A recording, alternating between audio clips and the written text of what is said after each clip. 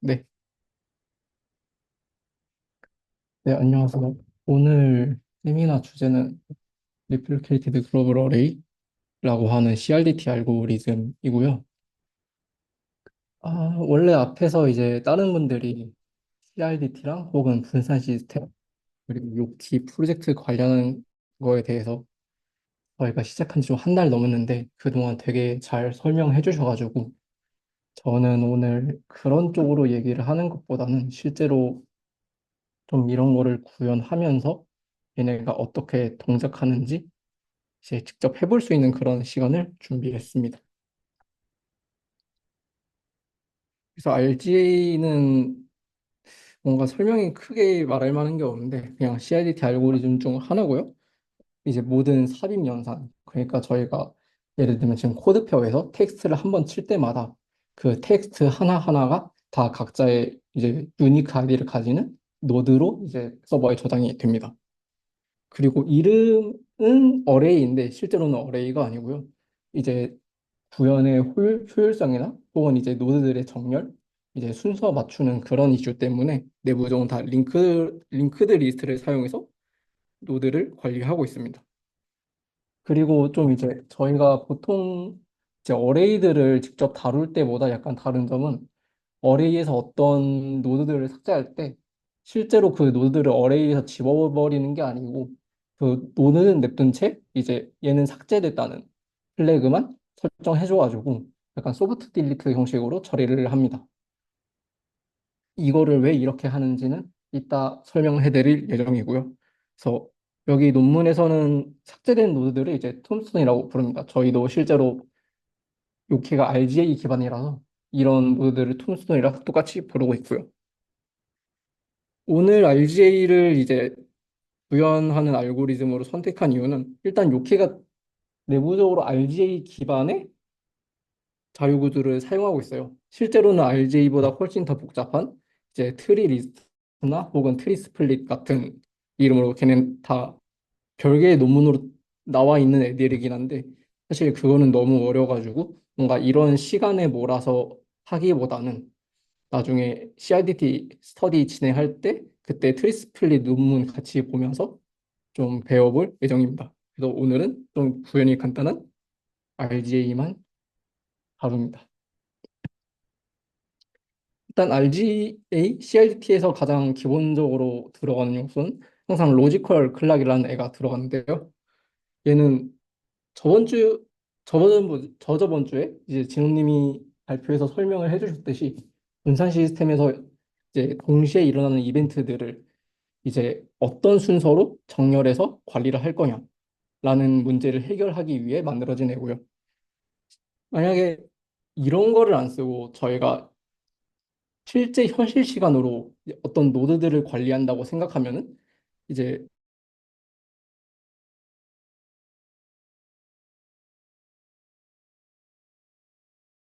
확률이만 누군가는 완전히 동일한 시간에 이제 여러 개의 노드를 작성할 수가 있거든요. 그러면 그 상황에서 과연 누가 어떤 텍스트를 어느 텍스트 앞에다가 작성했는지 그런 정렬을 할 수 있는 기준이 없어지게 돼요. 그래가지고 이제 로지컬 클락이라는 거를 사용해서 이제 논리적으로 이 노드가 어떤 노드 뒤에 삽입이 됐다. 그러니까 이벤트들의 순서를 이제 직접 정렬을 할 수 있는 시간을 따로 만들었다고 생각해 주시면 됩니다. 이제 로지컬 클락 중에서 가장 대표적인 게 램포트 클락 혹은 이제 램포트 타임스탬프인데요. 이제 문서에 뭔가 변경이 일어날 때마다 그냥 숫자를 하나씩 올리는 되게 단순한 구현이에요. 이게 좀 다른 점이 자신이 이제 로컬에서 뭔가 변경 사항을 올릴 때만 그때그때 하나씩 올리고 만약에 다른 문서에서 이제 변경 사항이 들어왔다.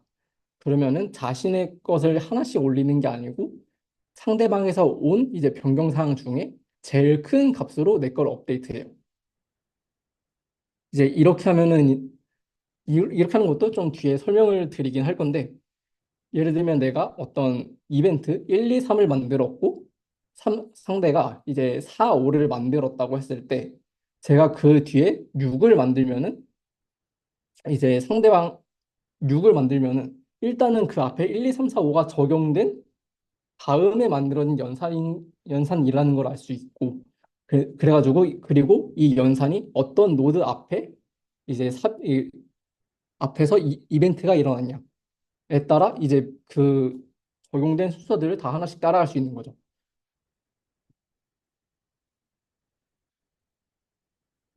예를 들어 보면은 램프트 클락에서 이건 좀 예시가 되게 단순하긴 한데 처음에 문서가 하나 있고 유저 한 명이 이제 어떤 문서에 변경사항을 하나 만들었다고 가정을 해봅시다.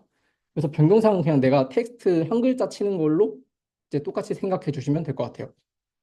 만약에 내가 텍스트를 한 글자 치면은 이제 로컬 문서에 램프트 클락이 1 증가해가지고 이제 시간이 1이 될 거고요.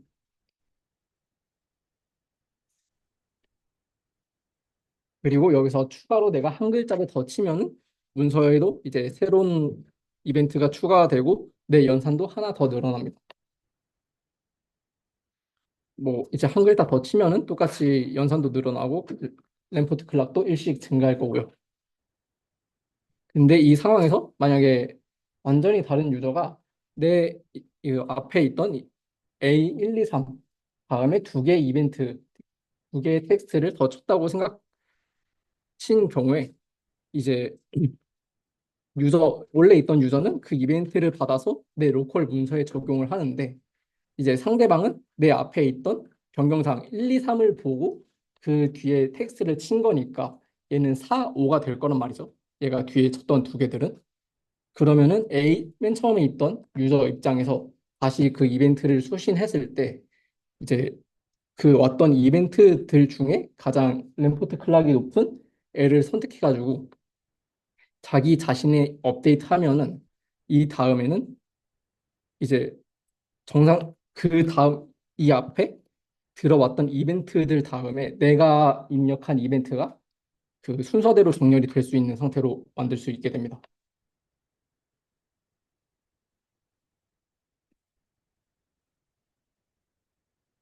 네,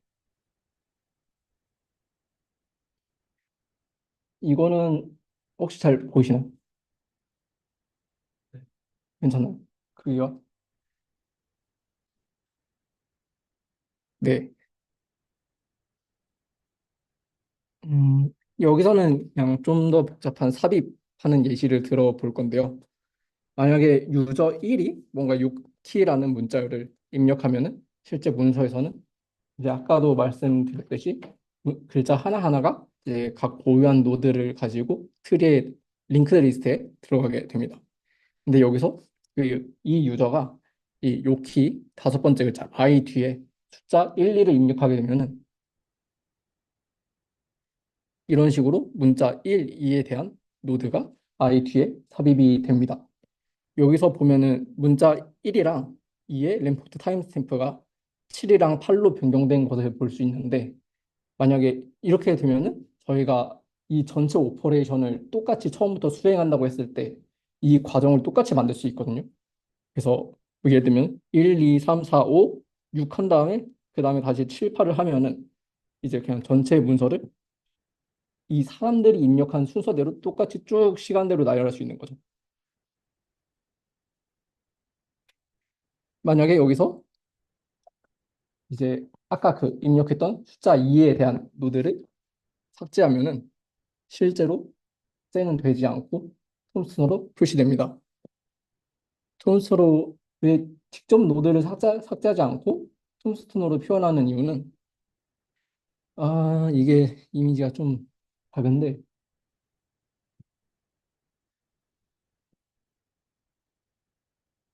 보이시나요? 아,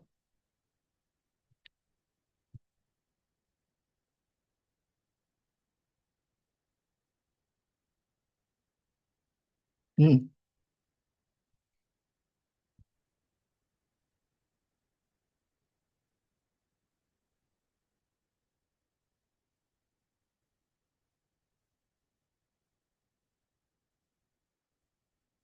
좀 없네.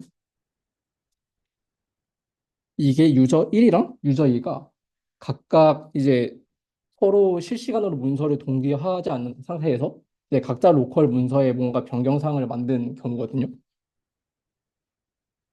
아까 같은 경우에서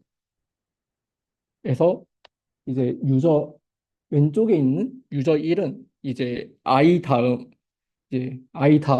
저희가 요키 i 1, 2, 2를 만들었잖아요. 거기서 숫자 2를 삭제한 상태고 그리고 유저 2 같은 경우는 그 아까 숫자 2 뒤에다가 3을 넣은 상태예요. 만약에 여기서 이제 저희가 물리적으로 노드를 삭제한다고 가정했을 때 이 유저 삭제한다고 가정했을 때 여기서 동기화를 진행하게 되면은 유저 2가 만들었던 이 숫자 3에 대한 노드가 여 이제 동기화 문서에서 어디 위치에 들어갈지 되게 애매해지거든요. 왜냐하면은 이 숫자 3은 얘 입장에서는 이제 숫자 2 그러니까 8번 노드의 앞 뒤에다가 삽입이 된 건데 동기화를 했을 때는 얘는 물리적으로 삭제를 했으니까 8번 노드가 실제로 없을 거고요. 그렇다고 이 아이디만 가지고 정렬을 하기에는 이제 동결을 하게 되면은 이 맨 뒤에 있는 영어 이 뒤에 올 거란 말이죠. 그러면은 얘는 분명히 내 로컬에서는 이제 이 3을 영어 이 뒤에다가 입력했는데 새로 고침을 해보니까 다시 얘가 맨 뒤로 가 있고 이런 식으로 약간 정렬에 각 유저가 보는 문서의 정합성이 맞지 않게 되는 문제가 발생할 수 있어요.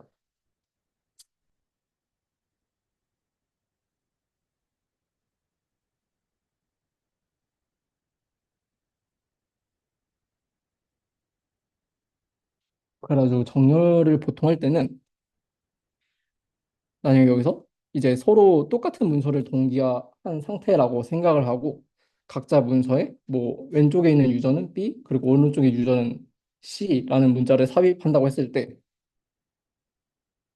음, 보통 저희가 이제 램포트 타임스탬프로 이제 노드들을 정렬할 때는 일단은 그 시간을 먼저 보고 만약에 시간이 똑같으면은 사실 그 뒤에는 이제 정합성만 맞으면 어떻게든 구현을 해도 상관이 없거든요.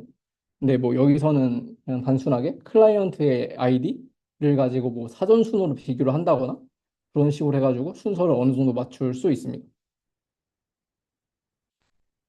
여기 같은 경우는 둘 다 똑같은 타임스탬프가 2인 애들인데 2면 똑같으니까 이제 액터의 아이디를 비교해서 유저 1, 유저 2를 비교할 거고 문자열. 얘네 둘 중에서 유저 1이 사전 순으로 좀 더 앞에 오니까 얘를 앞에 더 위치하는 식으로 정렬을 할 수가 있습니다. 사실 이게 끝이고요. 오늘 할 건 거의 다 대부분 구현해서 하는 거라서 네. 준비하신 분들은 같이 보시면 좋을 것 같습니다.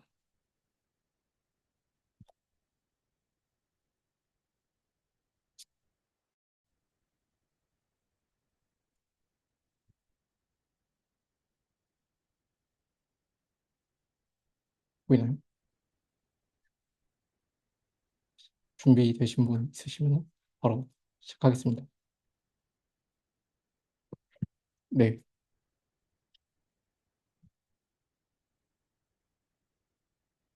일단 오늘 RGA는 고랭으로 구현을 할 거고요. 사실 처음에는 완전히 그냥 처음부터 쭉 같이 만드는 거를 하려고 했었는데 시간이 없어서 자료를 만드는데 실패했습니다. 그래가지고 일단 테스트 코드까지는 작성해 놓은 보일러플레이트 코드를 아까 그 오스카 라운지 채널에 레포지터리 링크를 공유해 놨고요. 그 레포지터리를 기반으로 같이 해보면 좋을 것 같습니다. 음,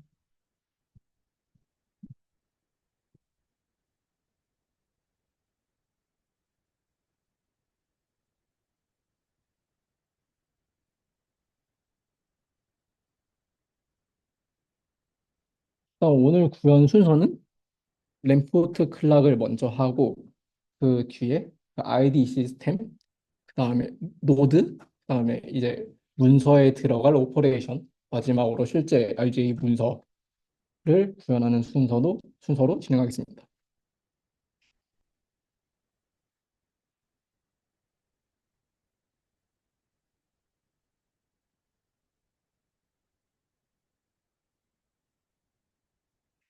자,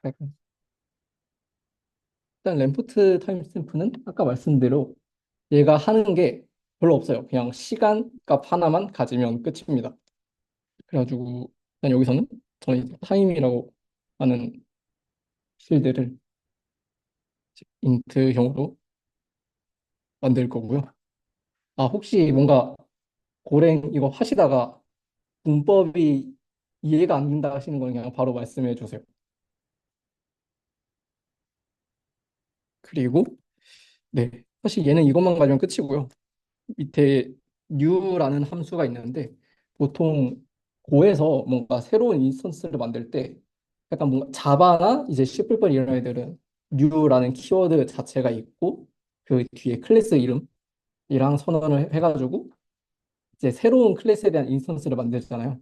근데 고랭은 그게 없어가지고 보통 객체를 직접 선언하거나 혹은 이렇게 new라는 이름으로 새로운 객체를 반환하는 게 일반적인 패턴입니다. 그래서 여기서도 그냥 new라는 메소드를 만들어서 램포트 클락을 반환하는 함수를 만들 거고요. 그래서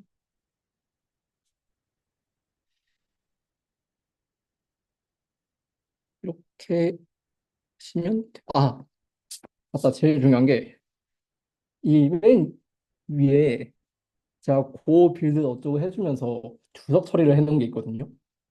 이거를 지금 아이디랑 아이디 테스트 파일은 얘네를 지워주세요.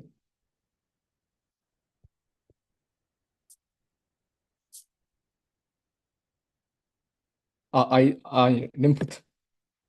죄송합니다. 이거 맨 위에 넣은 이유가 실제로 다른 애들도 다 구현이 비어 있는 상태거든요. 그래가지고 다 이제 뭐 리턴 값이 없다 그러면서 신텍스 에러가 날 거예요. 근데 이제 그런 오류를 무시하려고 저 플래그를 넣어서 약간 빌드에서 아예 빼버리는 거를 선언해 놨기 때문에 이따 저희가 하나씩 하면서 그런 거 다 풀면서 할 겁니다. 아마 저거 주석이 남겨져 있으면은 약간 문법 오류도 안 찾아줄 거예요. 애초에 제외가 돼가지고. 그래서 그냥 풀고 시작하면은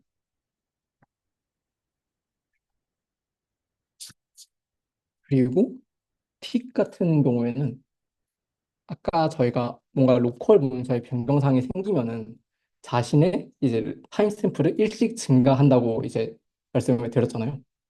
얘를 그냥 똑같이 자신의 타임스탬프를 하나 증가시키고 그거를 반환한 코드를 작성하면 됩니다.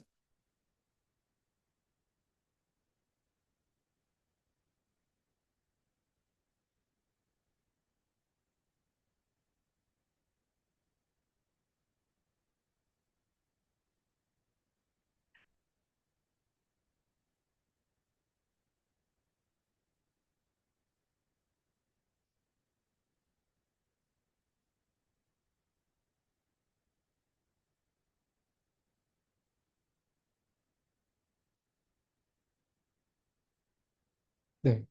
그리고 업데이트 함수는 이제 원격에서 뭔가 연산이 들어올 때 자신의 시간과 상대방의 시간을 비교해서 그 최대값으로 업데이트하는 과정이 있다고 말씀드렸는데 이 함수가 그 역할을 하는 함수입니다. 그래서 인자로 지금 리모트 타임이라는 거 하나 받고 있고요. 자기 자신, 그러니까 지금 LC라고 되어 있는 램포트 클락의 시간을 둘 중에 큰 걸로 잡으면 됩니다. 그리고 마지막에 자기 자신 시간도 반환하고요. 그 밑에 타임은 그냥 자기 자신 시간 반환하면 끝입니다. 얘는. 램프트 클락은 구현할 게 크게 없어가지고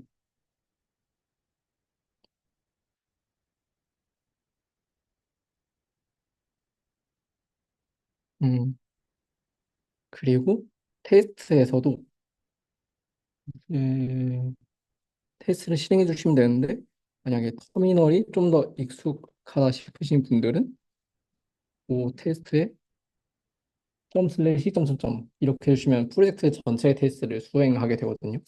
근데 저희가 지금 빌드를 빌드에 포함시켜 놓은 게 램프트밖에 없기 때문에 실행하면은 램프트만 들어가게 됩니다.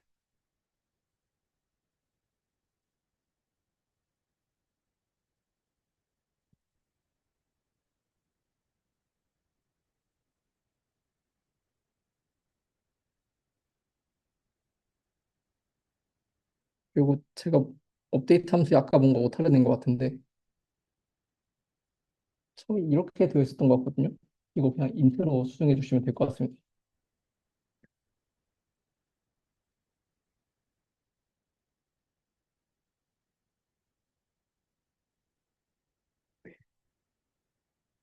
또 뭐 아이디로 넘어가 볼까요? 혹시 아직 못하신 분? 네. 어떤 게,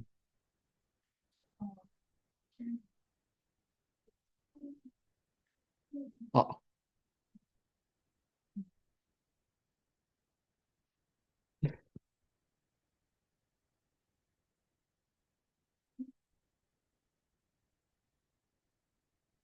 제가 빼먹은 게 많네요.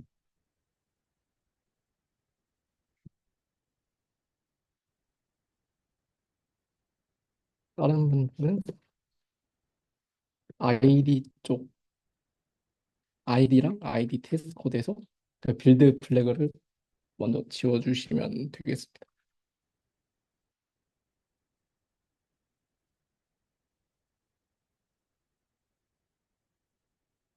됐나요? 죄송합니다. 제가 좀 신경 없어가지고. 네, 그럼 아이디로 넘어가 보면은 아까 저희가 발표 자료에서 뭔가 유저들이 이벤트 같은 걸 만들면은 이런 식으로 유저 아이디랑 그리고 시간의 쌍으로 계속 표현을 했었잖아요.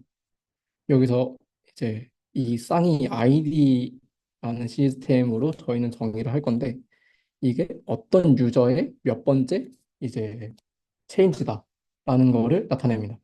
그래가지고 똑같은 유저는 항상 왼쪽에 이 텍스트는 똑같을 거고요. 뒤에 있는 거는 그 유저가 변경사항을 만들 때마다 계속 값이 올라갈 거예요.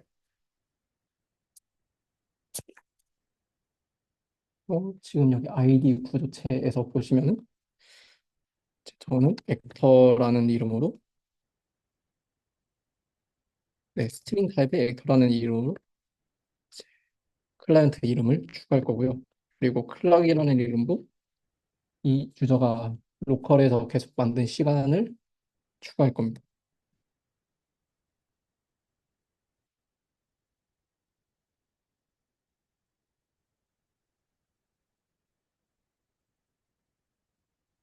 new 같은 경우에도 아까랑 똑같이 그냥 새로운 아이디 객체를 만들어서 반환해 주시면 되는데 지금 함수에 인자로 들어온 애들을 초기 값으로 넣어주시면 됩니다.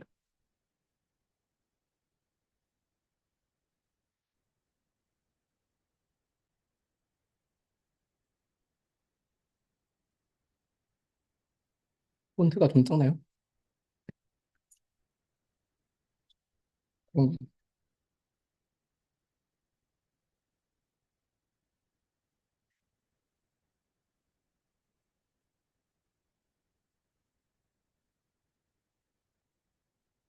좀,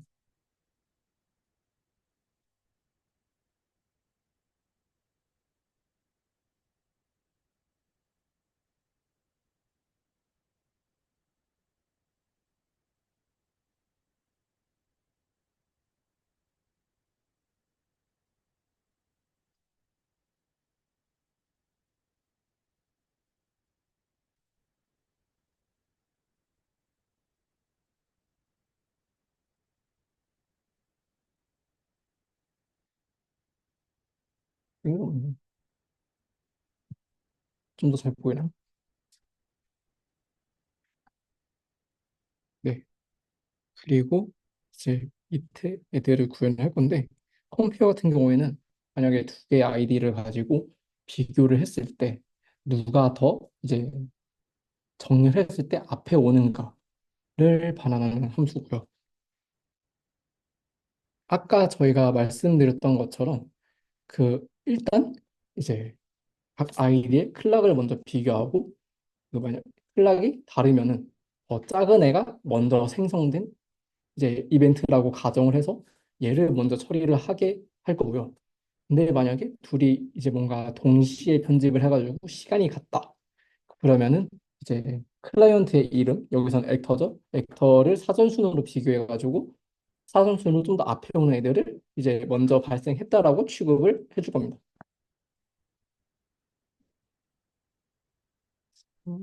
이게 i가 이 id의 id라서 그냥 i 점 액터를 하면은 현재 자기 자신, 뭐 파이썬이면 셀프, 자바면 디스 약간 그런 느낌이라고 생각해 주면 되고요. 이 액터가 아니고 플락이 입력받은 앱보다 작다면은 마이너스를 반환해서 얘가 사전순으로 좀 더 앞에 있다고 처리를 해주고 만약에 i가 더 크다 그러면 얘가 사전순으로 좀 더 뒤에 있다라고 해서 반환을 해줍니다. 마이너스 1인 경우 이제 자기 자신이 앞에 오고 그냥 값이 1인 경우는 자기 자신이 뒤에 온다고 생각을 해주시면 될 것 같아요. 그리고 벡터도 똑같이 처리를 하면 되고요.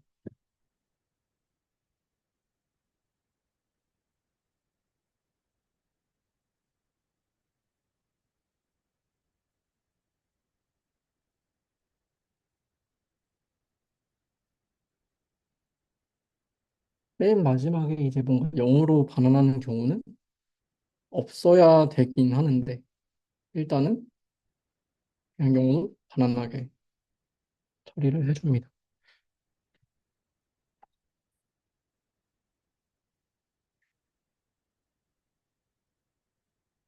그리고 이제 이거는 그냥 유틸리티 함수에 좀 더 가까운데 이제 다른 아이디를 하나 입력받고 그 두 아이디가 똑같은지 비교하는 함수를 하나 만들 거예요.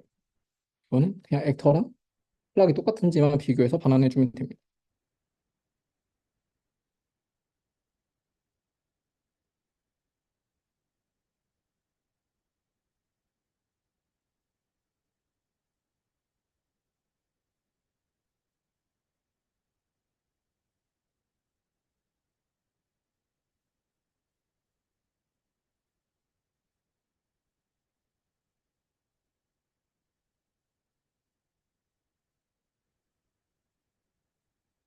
스크린 같은 경우에는 실제로 뭔가 얘를 가져다 쓰는 코드에서는 안 쓸 거고요.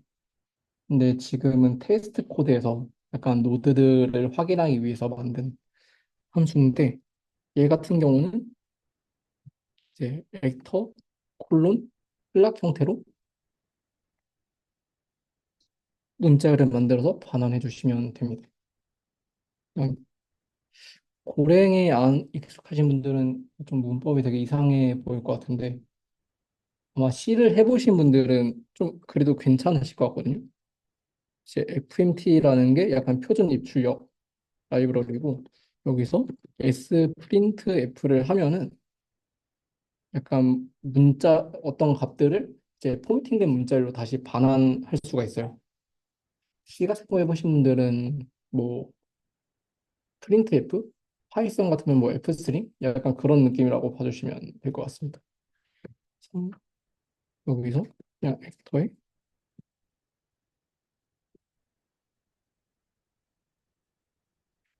작성해 주시면 될 것 같아요.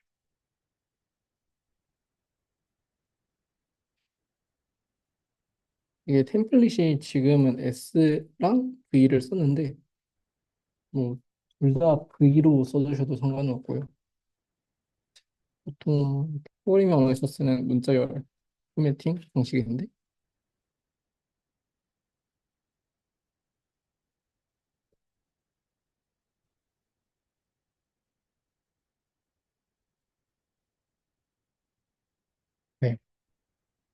그리고 그 테스트를 실행하면은 아마 쟤도 들어갈 것 같거든요. 네. 혹시 잘 되시나요? 실행하면은 아까 타임은 이미 성공했으니까 캐시됐다고 뜰 거고 아이디는 이제 문제가 없으면은 뭐 오케이라고 뜰 거예요.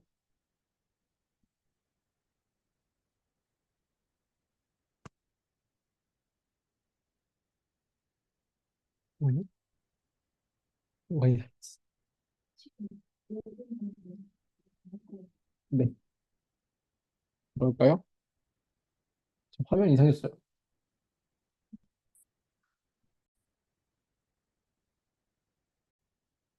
그럼 시작할게요.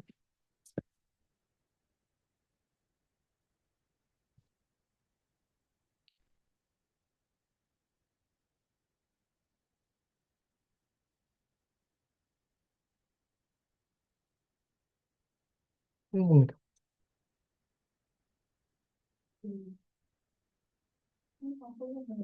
해야 돼요? 이거 왜 자동으로 안 되지?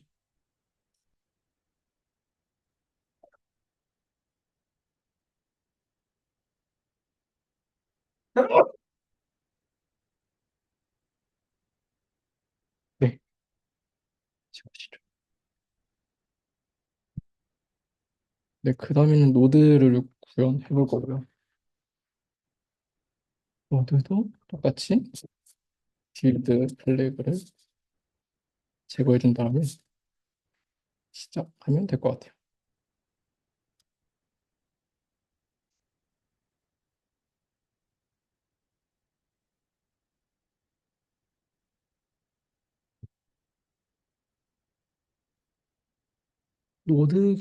이제 노드부터는 뭔가 좀 구현해질 게 많아지는데 일단 천천히 해보겠습니다. 일단 노드에는 이제 노드의 유니크 아이디랑 그리고 노드가 담고 있는 데이터 여기서는 저희가 뭔가 한 글자마다 다 입력할 거라고 가정을 할 거라서 그냥 캐릭터 같은 타입으로 이제 컨텐츠 데이터 타입을 하나 넣을 거고요. 그리고 얘가 삭제됐는지 이제 툰톤에 대한 여부를 담을 거고 RGA가 그 링크드 리스트로 아까 이제 구현이 된다고 말씀을 드렸잖아요. 그래서 얘도 똑같이 얘 앞에 있는 노드와 얘 뒤에 있는 노드 정보를 담을 겁니다. 구현을 해보면은 아이디는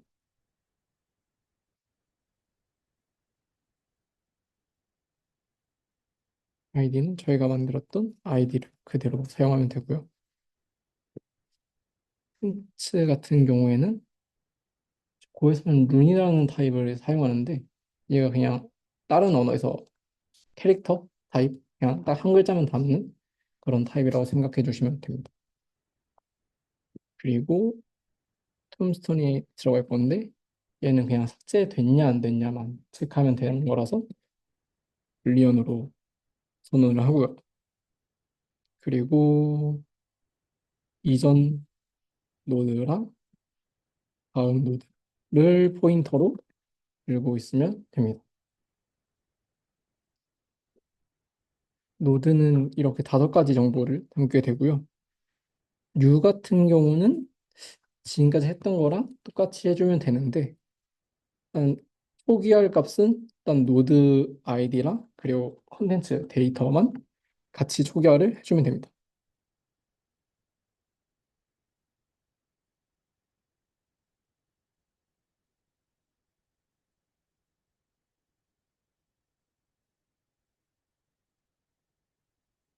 네.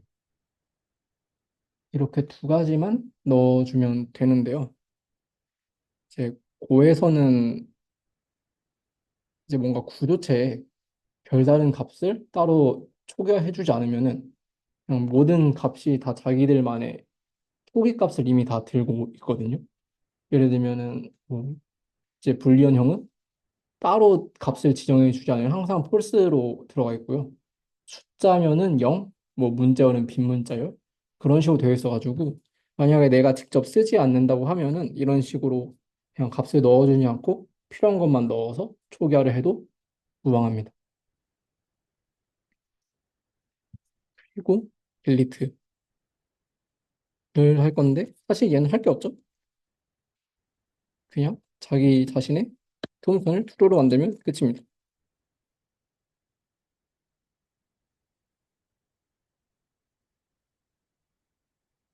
또 여기서 그 다음은 인스타 F인데 얘는 저희가 보통 링크드 리스트에서 구현했던 삽입이랑 똑같이 구현해 주시면 됩니다. 어, 지금 인자로 새 노드를 받고 있고, 그러니까 현재 노드 바로 뒤에다가 인자로 받은 노드를 추가하겠다라는 함수인데, 얘 같은 경우는,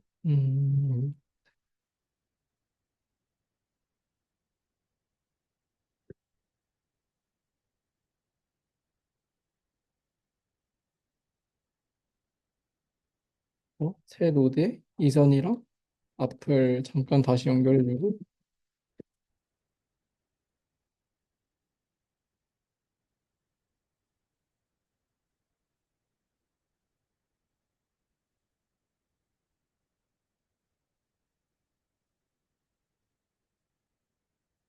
음, 그러니까,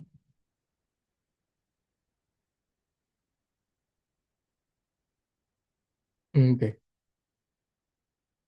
좀 링크드 리스트가 하는 것처럼 이제 앞에 노드에 모모와 그리고 그 뒤에 들어갈 애들을 연결해가지고 중간에 끼워 넣는 식으로 같이 삽입을 하면 됩니다.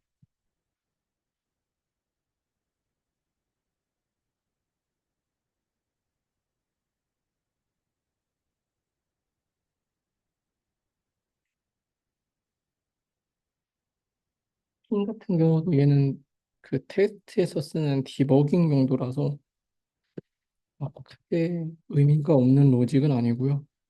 그냥 적당히 호명만 맞춰서 사람이 읽을 수 있게 정해 주시면 됩니다.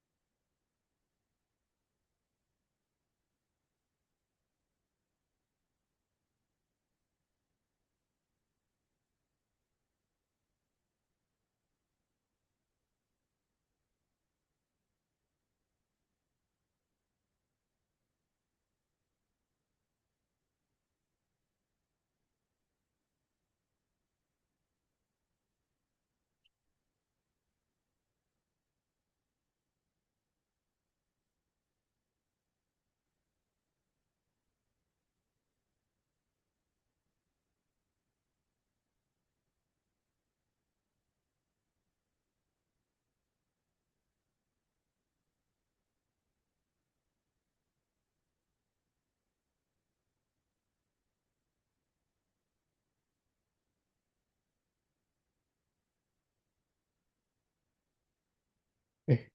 테스트를 돌려보면은 아, 안 되네요.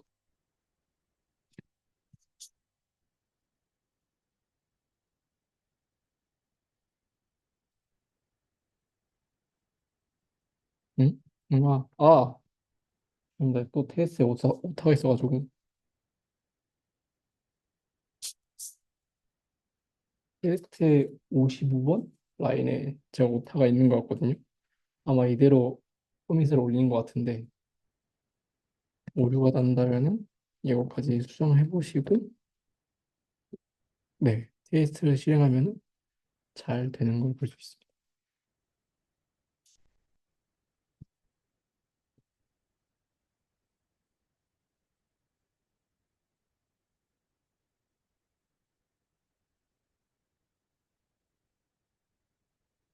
되시나요?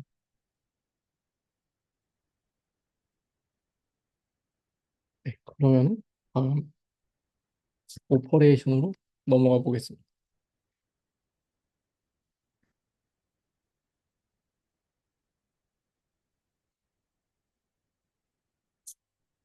오퍼레이션도 똑같이 빌드 플래그를 지워주고 시작하면 되는데요. 음, 일단 저희가 이번 구현에서는 오퍼레이션을 딱 두 가지만 줄 거예요. 제 삽입이랑 삭제 이렇게만 할 거고 그 타입 삽입이랑 삭제에 대한 타입을 먼저 선언해 보면은 음, 오퍼레이션 타입이라는 타입 별칭을 하나 만들어주고 그리고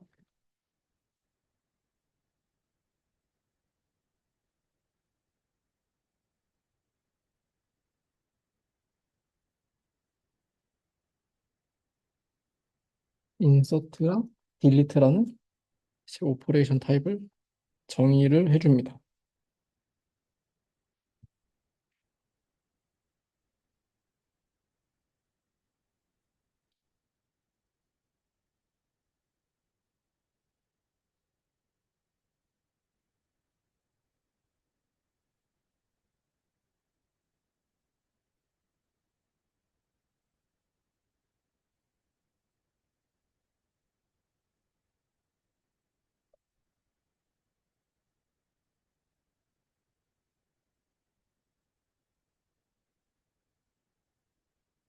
네.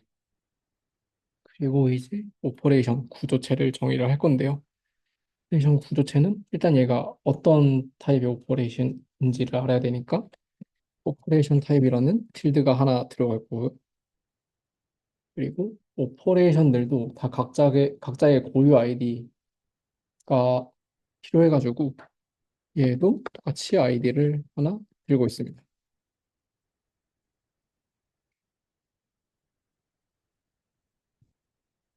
이 오퍼레이션의 아이디는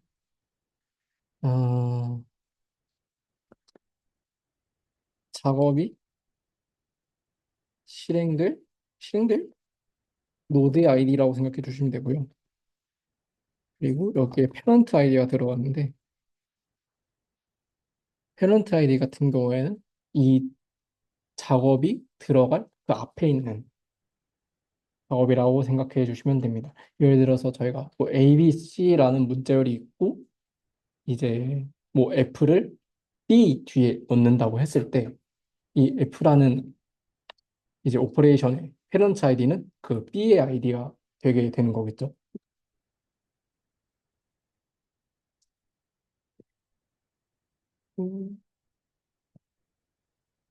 컨텐츠를 넣는데 얘는 인서트에만 쓸 데이터입니다. 딜리트 할 때는 사실 컨텐츠라는 게 의미가 없기 때문에 걔는 아까 저희가 구했던 것처럼 그냥 툴수만 투루 처리를 해주면 되는 거라 콘텐츠를 따로 들고 있지 않을 겁니다. 그래서 새 인서트 오퍼레이션 구조체를 만들면은 오퍼레이션 구조체를 하나 정의해서 반환을 하고요. 얘는 타입이 인설트고 아이디는 인자로 받은 노드의 아이디, 페런트 아이디도 인자로 받은 거를 써주면 되고요. 콘텐츠도 인자로 받은 걸 써주면 됩니다. 오퍼레이션은 이제 실제로 유저가 뭔가 텍스트를 입력할 때나 혹은 지울 때 만들어지기 때문에 이 노드의 아이디들은 이미 얘가 만들어지는 시점에 알고 있어야 되는 상태라서 이렇게 다 인자로 받을 수 있는 거고요.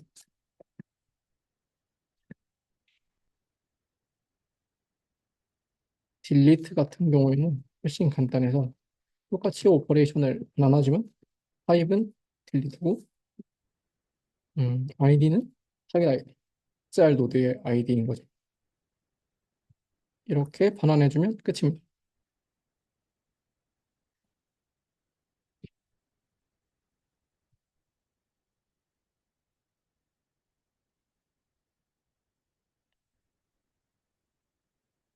그리고 맨 밑에 컴페어 라는 함수가 하나 나와 있는데요. 얘 같은 경우는 저희가 계속 말했던 것처럼 어떤 뭐 삽입 삭제가 동시에 일어났을 때 얘네들을 한 번에 한 번 정렬해가지고 순서대로 적용을 할 수 있어야 되니까 이제 그 정렬을 할 수 있게 만들어주는 이제 함수가 컴페어이고요. 일단 여기서는 아이디가 먼저 같은지 체크를 해봅니다.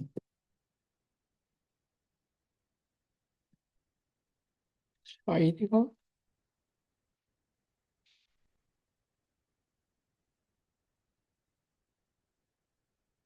만약에 아이디가 같다면은 이제 두 오퍼레이션이 어떤 게 먼저 와야 되는지 결정해야 되는데 일단은 인서트 오퍼레이션이 항상 딜리트보다 앞에 와야 되거든요. 그러니까 이 이유는 만약에 어떤 똑같은 오퍼레이션이 동시에 일어났다고 했을 때 이제 인서트 같은 경우에는 언제 삽입이 돼도 이제 롤백이 가능한데 딜리트 같은 경우에는 그 뒤에 콘텐츠에 영향을 줄 수 있거든요. 예를 들어서 내가 A, B, C라는 거를 넣고 어떤 사람이 B를 지우고 어떤 사람은 B를 지우고 아니, 어떤 사람은 B 앞에 뭐 X를 넣고 어떤 사람은 B를 지운다고 했을 때 X를 넣는 X를 먼저 넣고 B를 지우는 거랑 그다음에 B를 지우고 X를 넣는 거는 이제 순서가 약간 동시성 때문에 항상 바뀔 수가 있어요. 그게 보장이 안 돼가지고 이제 뭔가 오퍼레이션이랑 인서트가 있을 때는 항상 인서트를 먼저 해가지고 그 뒤에 있는 빌트 오퍼레이션이 그 삭제하려는 노드가 항상 최대한 존재하게끔 보장해주는 역할이라고 해주시면 됩니다. 그래가지고 여기서 만약에 자신의 타입이 인서트면 항상 자기 자신을 먼저 보게 만들고요. 그게 아니라면 그 뒤로 가게 합니다.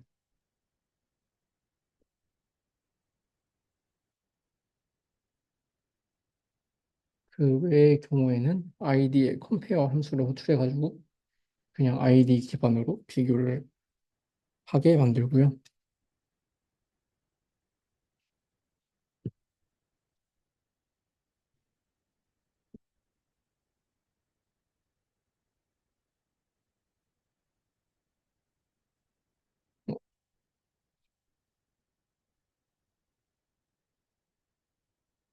어, 오퍼레이션은 이게 끝인데 제가 테스트에서 맨 마지막에 안 지워놓은 게 하나 있어요.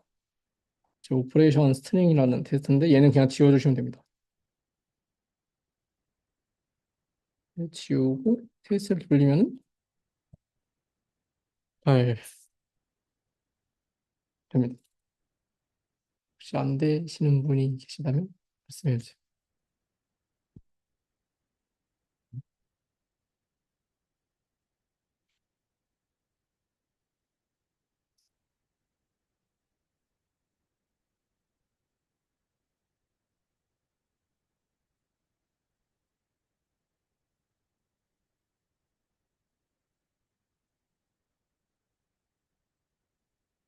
다 되셨나요? 안 되고 있어.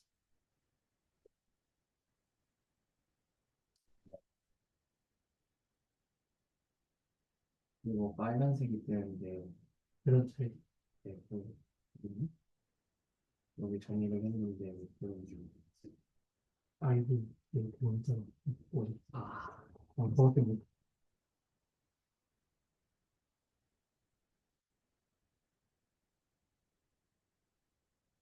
사라졌어.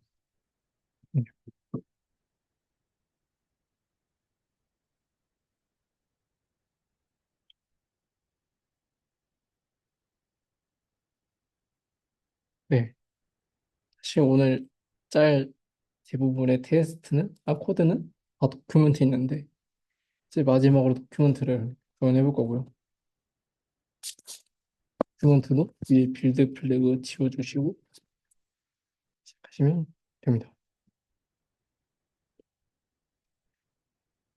사실 이 도큐멘트가 거의 다 메인 로직이라서 앞에 했던 것들을 다 종합해서 쓰는 잘 외워주고요.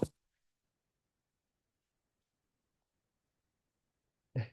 그러면 시작해보면 일단 도큐먼트도 지금 코드표를 보면은 각자 유저가 서로의 로컬 문서를 가지고 있잖아요.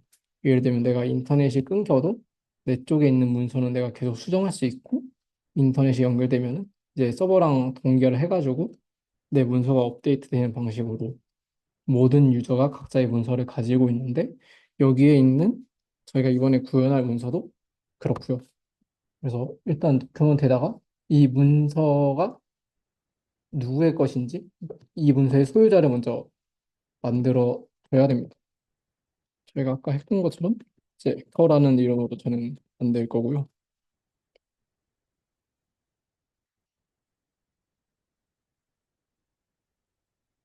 그리고 이제 문서에 뭔가 로컬 변경사항이 일어나면은 램포트 클락이 올라가야 되니까 램포트 클락에 대한 정보도 가지고 있어야겠죠.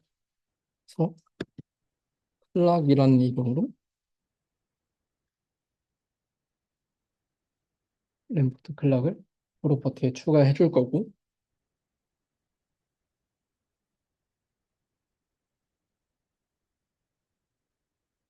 그다음에 이제 링크드 리스트를 가지고 노드들을 관리를 하게 되니까 그 링크드 리스트에 헤드 노드 정도를 가지고 있으면 됩니다.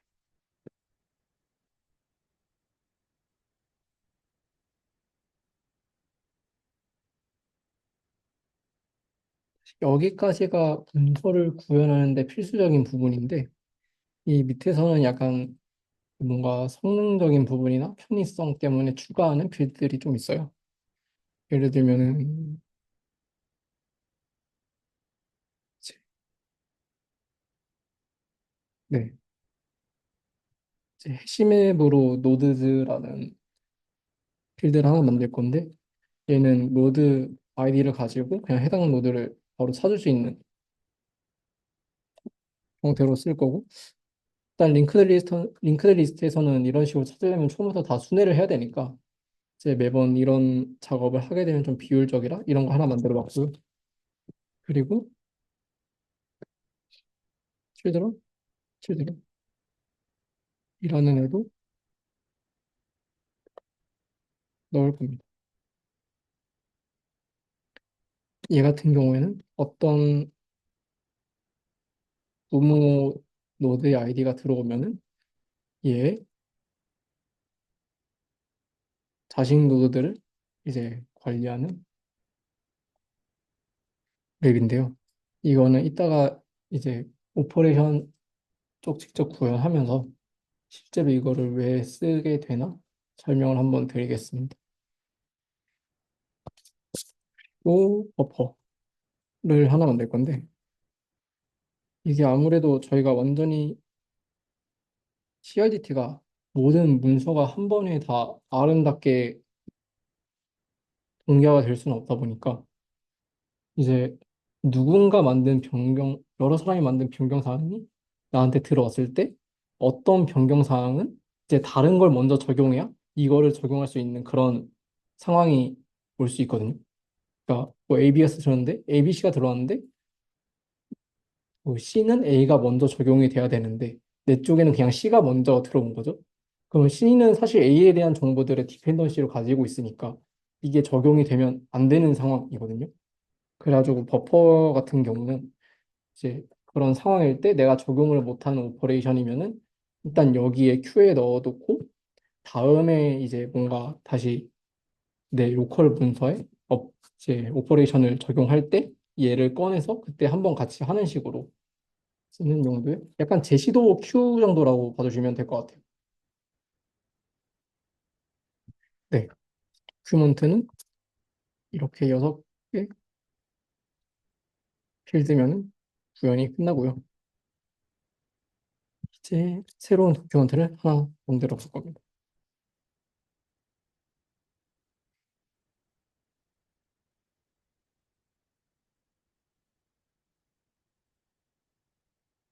링크드 리스트에서 저희가 보편적으로 쓰는 구현 방식이 링크드 리스트의 맨 처음에 실제로 아무 값도 가지지 않는 노드를 하나 두고 그 뒤에 실제 값을 채우는 방식이거든요. 이게 보통 왜 그렇게 하냐면은 새로운 이제 노드를 만들 때나 삭제할 때 이미 기존의 노드가 하나 있으면은 그 뒤에 연산이 뭔가 삭제나 삽입이 되게 쉬워져가지고 이제 보통 그냥 맨 앞에 아무 의미 없는 애 하나 두고 얘 뒤에다가 쭉 이렇게 노드를 추가하고 중간에 추가를 하고 삭제하고 그런 식으로 구현을 하는데 저희도 똑같이 구현을 할 거고요. 노드에 류를 하나 만들어서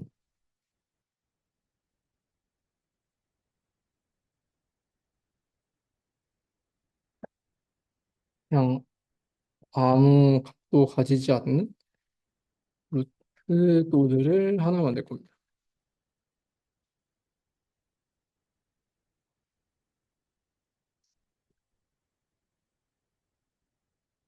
그리고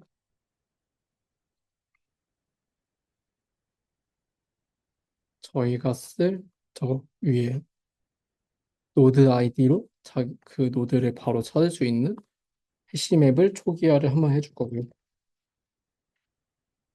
얘 데이터 타입을 그대로 사용하면 됩니다. make라는 함수 호출해가지고 얘 실제 지금 원래 저희가 포인터로 이제 만들어 놔가지고 얘 같은 경우에는 포기 값이 실제로 이 맵 객체가 아니고 널로 들어가 있거든요. 근데 이렇게 make라는 함수로 데이터 타입을 넣어주면은 그 객체를 하나 만들어서 초기값 하나 만들어줍니다. 그래서 노드를 하나 만들고 노드에 그 노드의 아이디에 스트링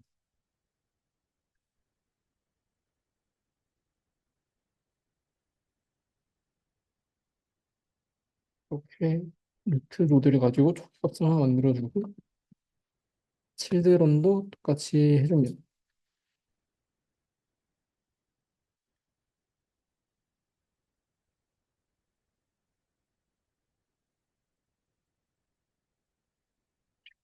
위에서 썼던 정보들을 가지고 이제 도큐먼트를 초기화해서 반환해주면 되는데요.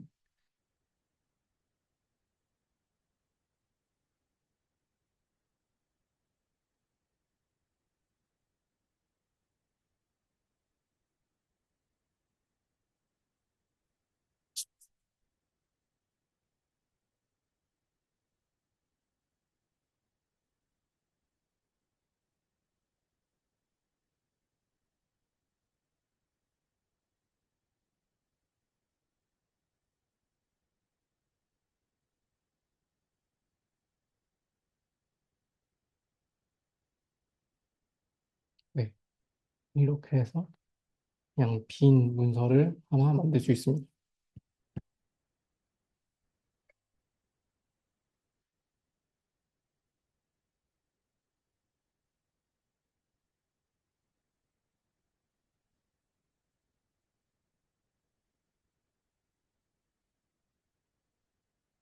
네,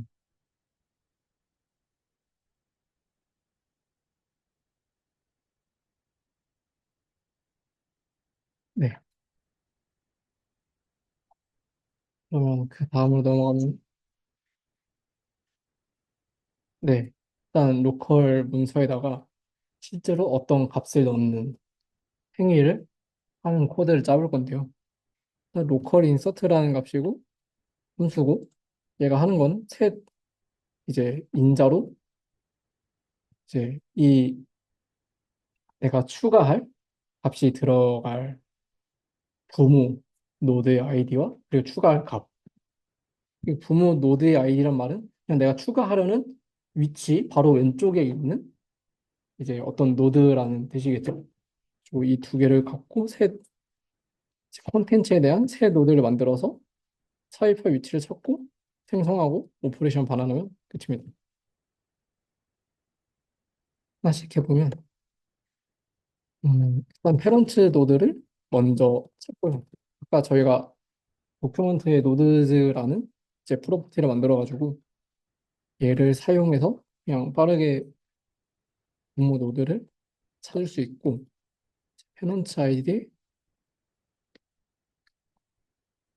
통해서 찾으면 되는데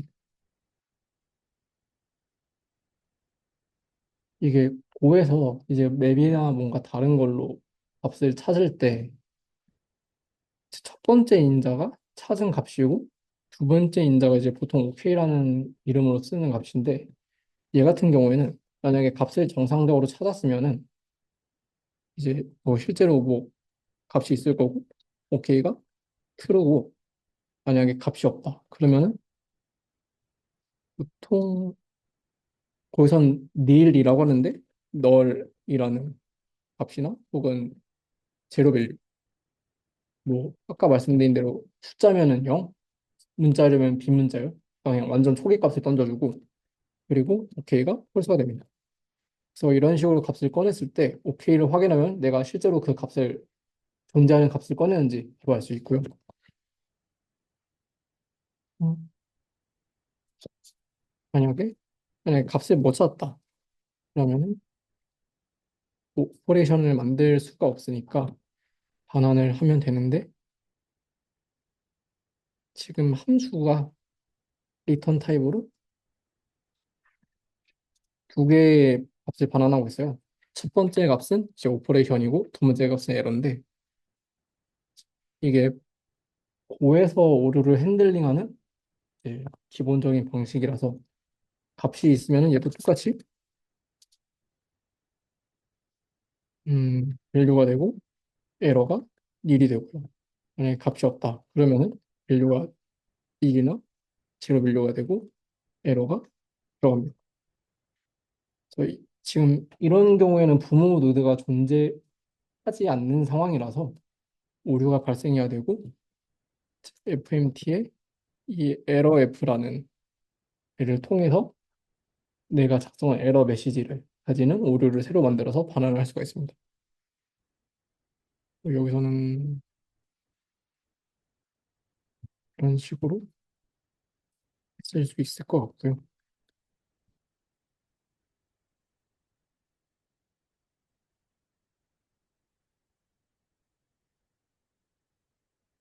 그리고 이제 로컬의 변경 사항이 생기면은 이제 뭔가 계속 말씀을 드렸듯이 로컬 문서에 램프 타임 스태프가 하나 증가하게 됩니다. 그래서 여기서도 똑같은 일을 한번 만들어주고 저희가 구현했던 이제 타임스탬프의 틱이라는 애를 통해서 로컬 램포트에 값에 플러스 1을 추가해주고 그 값을 받아옵니다. 그리고 이 새로 증가된 램포트 타임스탬프를 사용해서 새 노드를 만들 거고요. 먼저 해당 노드에 사용할 아이디를 만들면은 현재 문서의 벡터랑 그리고 다음 시간 그리고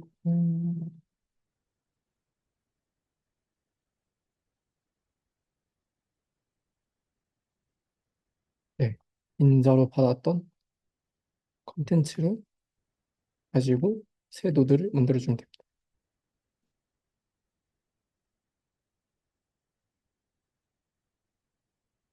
음, 그리고 이게 아직은 구현이 안 돼 있는 부분이긴 한데 슬라이드가 이런 경우가 있잖아요. 이런 경우를 해결을 해야 되는데 그냥 이런 경우에 서로 동결을 하게 되면은 이 각자의 노드가 뭐 어디로 들어가야 되는지 좀 애매한 상황이 되거든요. 왜냐하면은 실제로 얘네가 적용이 됐을 때 이제 C가 A가 아닌 B 뒤에 오게 되는데 지금 서로의 로컬에서는 각자 마지막에 추가한 노드가 A 뒤에 있는 상황이라서 얘네 둘이 합쳤을 때 둘 다 A에 있네? 라고 하지 않고 얘네 순서를 한번 정렬해가지고 실제로 얘네가 정렬된 다음에 이제 노드를 삽입할 수 있는 위치를 한번 찾아줘야 되거든요. 그래서 이 부분을 아직은 저희가 바로 이 다음에 구현을 해볼 건데 일단 바로 뭔가 써보자면은 저희가 find insert position이라는 함수가 밑에 하나 있어요. 지금 구현이 안 돼서 이제 오류가 날 것 같은데 얘는 일단 부모 노드랑 new 노드 아이디 그러니까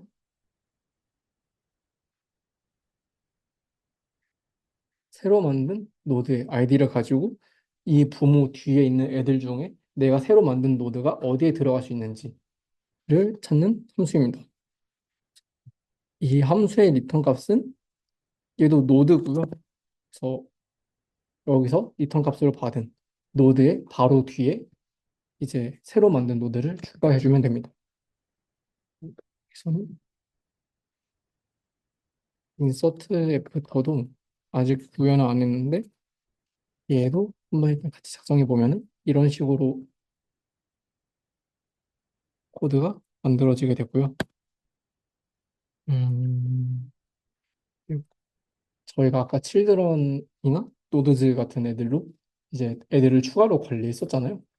걔네들도 같이 적용을 해주면은 새 노드는 만들어진 애니까 추가를 해주고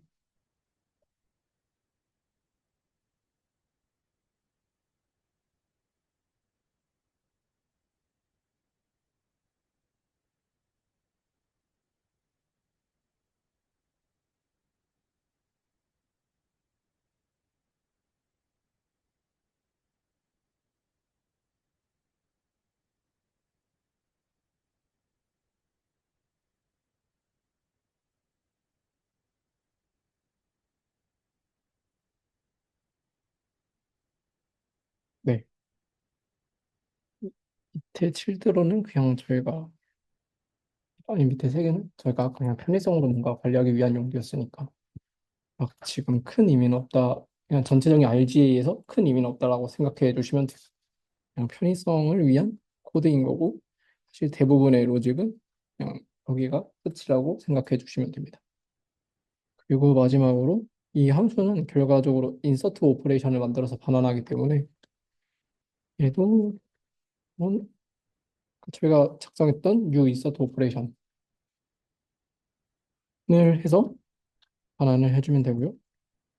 얘가 노드 아이디, 페넌트 아이디, 콘텐츠 그래서 새로 만든 노드 아이디랑 그리고 페런트의 아이디, 콘텐츠를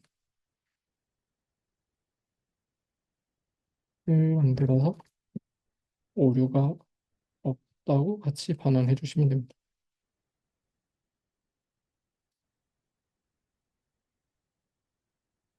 함수 반환 인자가 두 개이기 때문에 정상적으로 값을 리턴하는 경우에는 에러를 널로 반환하는 형태고요.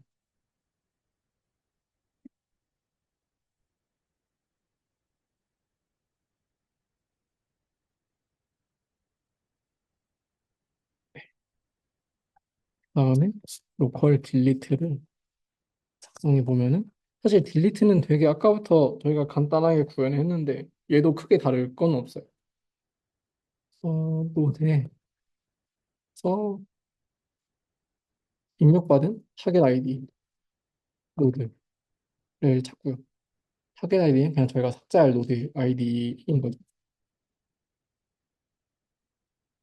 위랑 똑같이 만약에 삭제할 노드가 존재하지 않는다고 하면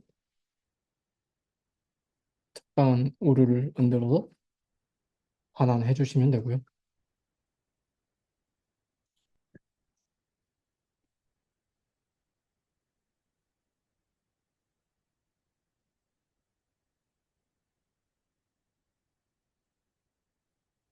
만약에 이미 삭제가 됐 사실 이 경우에는 뭔가 오류를 반환할지 말지는 약간 구현의 선택이라고 저는 생각을 하는데 저는 그냥 여기서는 오류를 반환하는 방식으로 구현을 하겠습니다.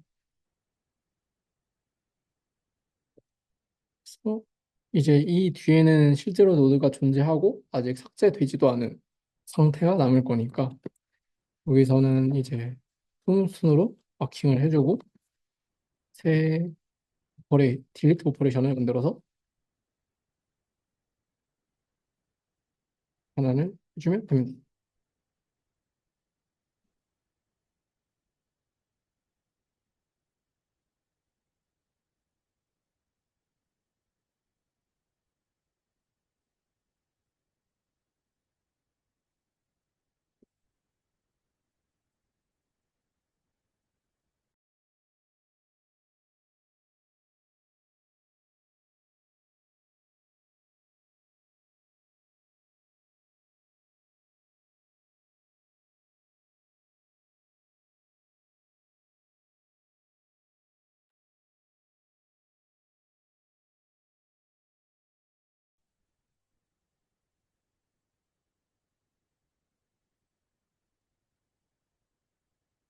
보이나요? 네. 리졸브 컴플리트로 넘어가 보면 아까 말씀드렸던 것처럼 이제 어떤 노드가 이제 동시적으로 들어왔을 때 얘네들의 순서를 맞춰주는 건 아니고 실제로 들어가야 되는 위치를 찾아주는 함수가 리졸브 컴플리트고요. 얘 같은 경우는 이제 뭔가 재규적으로 이제 자기 자신을 호출해가지고 지금 내가 삽입할 노드보다 가장 마지막으로 작은 노드 아이디를 찾아서 이제 반환을 하는 거거든요. 그러니까 예를 들어서 이제, 이제 정수 배열 뭐 1, 2, 5라는 배열이 하나 있을 때 내가 여기서 3을 삽입하려면은 이제 이 바로 뒤에 내 3을 삽입하는 게 정렬된 상태인 거잖아요. 그래서 이런 값들이 있을 때 내가 삽입할 위치, 방금 말한 예시에서는 이제 2에 대한 요소를 이제 리턴하는 거였고 이제 여기서도 똑같이 내가 어떤 노드를 넣었을 때 얘가 들어갈 수 있는 가장 얘보다 작은 원소의 마지막 위치를 찾아주는 게 리졸브 컴플리트 함수의 역할이라고 생각하시면 됩니다. 얘를 같이 구분해 보면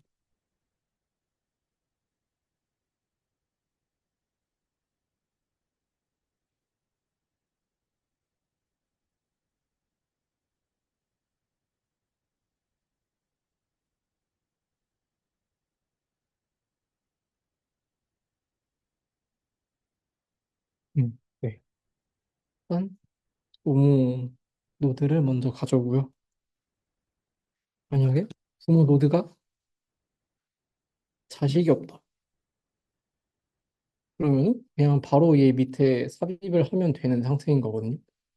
왜냐하면 내가 그러니까 부모 노드라는 게 이제 내가 맨 처음에는 내가 삽입할 이제 위치에 있는 애들인데 여기 같은 경우에는 이제 C의 부모 노드는 처음에 A가 되겠죠.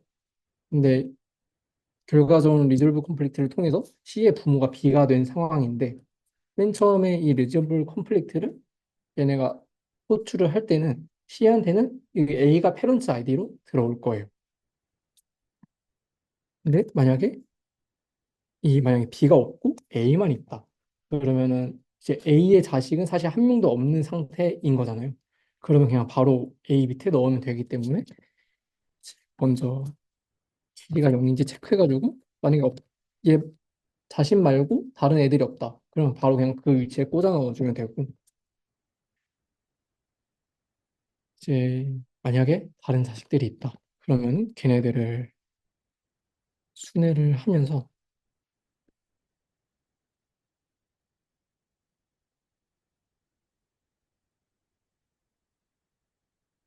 폰트 크기를 좀 더 키울까요? 잘 보이네.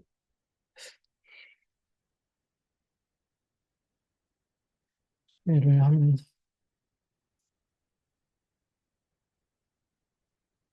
만약에 자기 자신이랑 같은 아이디가 있다. 그러면 사실 이 경우는 존재하지 않을 것 같은데 일단 그냥 넘어가고 어,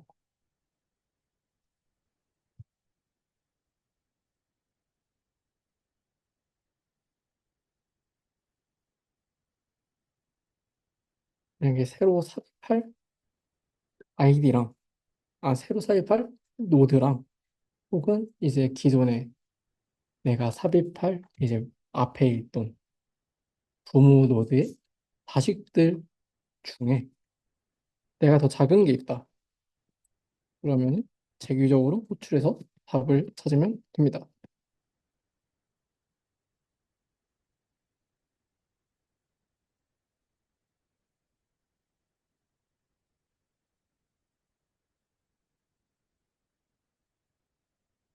음. 예.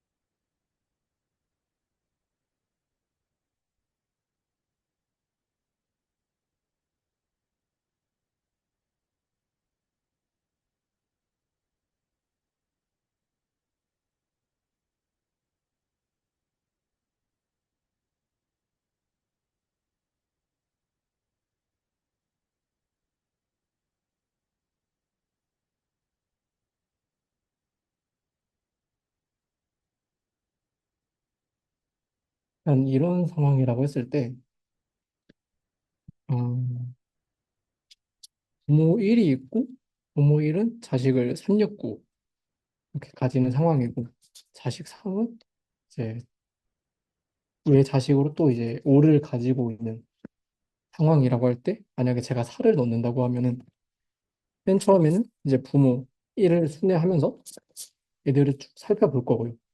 근데 4가 들어갈 만한 부분이 이제 3밖에 없죠. 왜냐면은 3이 4보다 작은 값들 중에 가장 마지막이니까. 잠깐 예를 들어서 3이 아니고 2라고 했다. 아무튼 이제 2가 그냥 4가 들어갈 수 있는 가장 마지막 부분이니까 이제 2를 고르게 될 거고요. 그럼 이 2를 들고 다시 재규적으로 호출해서 얘가 또 함수가 들어가게 됩니다. 그러면은 여기서 이제 부모 2를 들고 이제 다시 이 함수가 돌아가게 되는데, 만약에 이 같은 경우에는 자식으로 5가 있다고 가정을 해보면은 여기서는 이제 자식들이 있지만 실제로 얘보다 작은 노드들은 없는 상황이잖아요. 그렇죠? 사실 4가 들어갈 때가 지금 부모 다음 말고 자식들 중에서는 없기 때문에 이 경우에는 그냥 부모의 아이디를 반환해가지고 이 부모 앞에 들어가면 된다라고 선언을 해주면 되고, 음, 케이스를 좀 더 바꿔서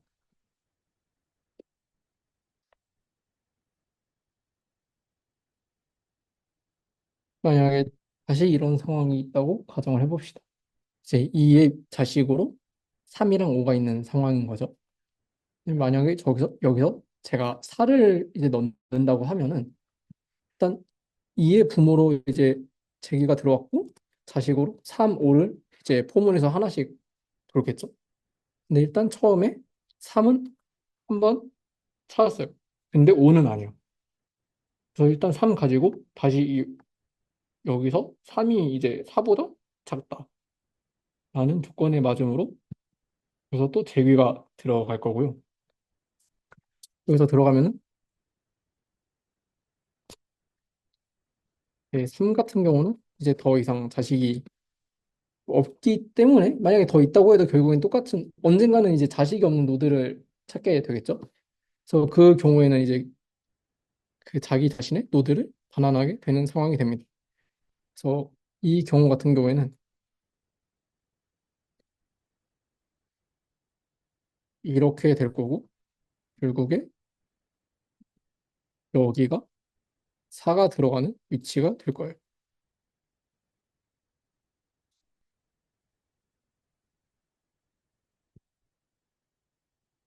음, 네. 리졸브 컴플리트 구현은 그냥 이렇게 할 수 있고요. 음,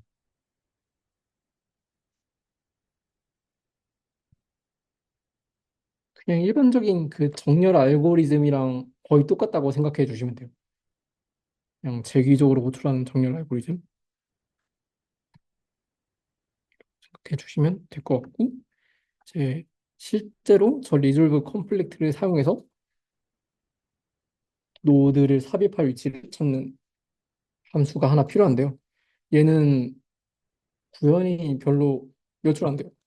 그냥 저거 가지고 찾아서 변환하는 게 끝이라서 리졸브 아이디를 하나 만들고요. 얘 같은 경우에는 리졸브 컴플렉트를 호출하는데, 그래서 인자로 받았던 페런츠 노드의 아이디랑 그리고 뉴 노드의 아이디 이렇게 두 개를 사용해서 저희가 앞에서 구현했던 리졸브 컴플렉트를 출합니다. 그러면 이 페런츠 노드 기준으로 그 뒤에 있는 애들 중에 뉴 노드가 들어갈 만한 마지막 위치를 찾게 될 거고, 이 리졸브드 페런츠 아이디가 그 노드가 되겠죠.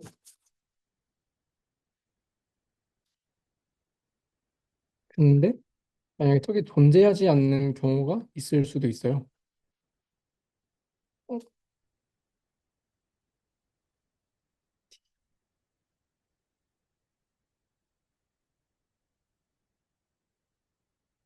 그래서 저희가 찾은 리졸브드 페런츠 아이디를 가지고 실제로 저희 도큐먼트에 이게 존재하는지 한번 찾아본 다음에,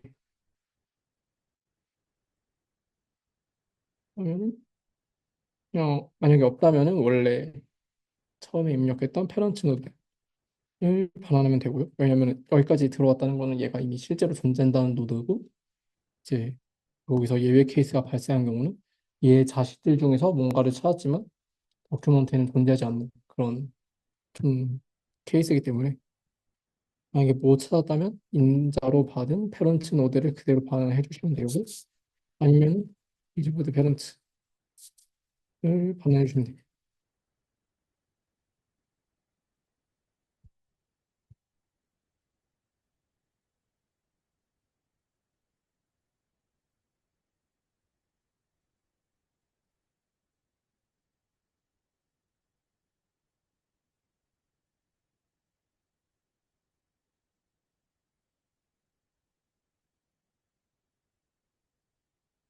음, 네. 그리고 이제 가장 중요한 부분을 구현을 해볼 건데, 실제로 오퍼레이션을 저희가 지금까지 뭐 만들었잖아요. 위에서 로컬 인서트나 로컬 딜리트해서 실제로 문서에 뭔가 문서의 노드를 변경하고 오퍼레이션을 만드는 애들을 했는데, 이게 지금까지 문서 자체에 적용되지는 않았거든요. 왜냐면 얘네들은 노드를 만들고 오퍼레이션이라는 객체를 생성했지, 이걸 문서에 직접적으로 적용한 거 아니라서 이거를 직접 이제 적용하는 로직을 구현을 해볼 거고요. 얘는 그냥 지금 코드 맨 아래에 apply operation이라는 함수가 하나 있습니다. 얘를 적용해 볼 건데요. 근데 얘가 앞에 로컬 인서트랑 로컬 딜리트랑 로직이 그렇게 다르지가 않아요. 사실 거의 똑같아요. 그 램포트 타임스탬프 틱 호출하는 것 빼고는 거의 다 똑같거든요. 이거 그냥 푸트해도 될 것 같은데? 일단 아마 그냥 복붙해도 될 거예요, 얘는. 그러면은 만약에 일단 입력받은 오퍼레이션 타입이 인스턴트면은 뭔가를 하고,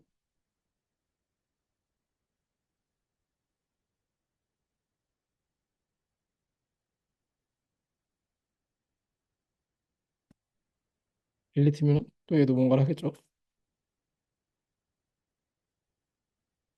이제 여기서 인서트 먼저 구현해 보면은,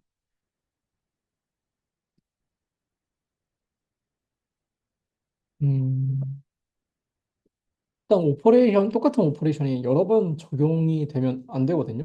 예를 들면은 이제 내가 어떤 이 유저의 1이라는 오퍼레이션을 만들고 얘는 이제 A를 삽입하는 오퍼레이션 정보를 담고 있다고 했을 때 얘가 똑같은 문서에 계속 적용이 될 수는 없거든요. 왜냐면 완전히 똑같은 타임스탬프가 이미 있고 그렇다고 해서 얘가 지금 부모가 똑같은 상황이기 때문에 결국에는 그 노드들끼리에 정렬할 수 있는 그 인과관계가 완전히 사라져요. 실제로 적용을 할 수도 없고 되게 애매한 상황이 나와가지고 이미 한 번 적용된 오퍼레이션은 이제 한 번만 적용이 되게 해야 됩니다.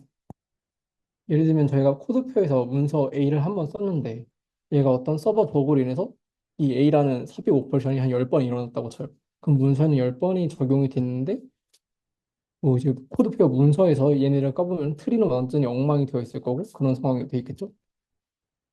그래서 한 번 오퍼레이션은 이제 한 번만 적용된다라는 원칙을 만들어줘야 되고요. 그래서 만약에 노드에서 오퍼레이션이 이미 적용이 됐다고 하면은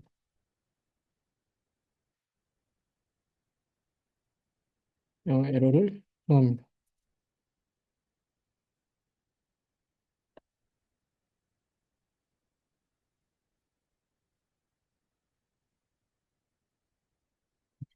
아, 만들었습니다.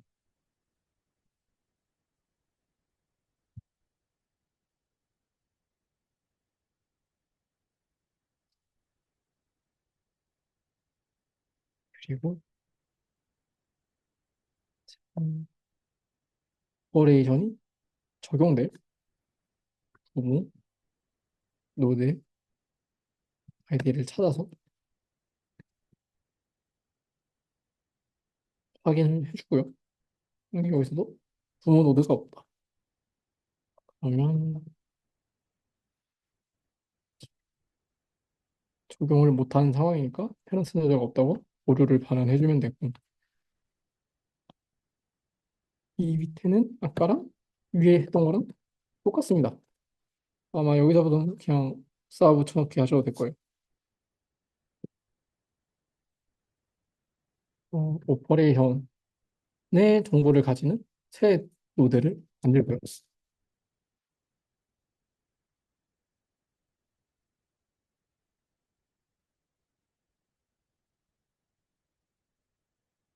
위에서 했던 거랑 똑같이 삽입할 위치를 한번 찾아주고 그 찾은 위치 노드 뒤에다가 새 노드를 넣어줍니다. 오,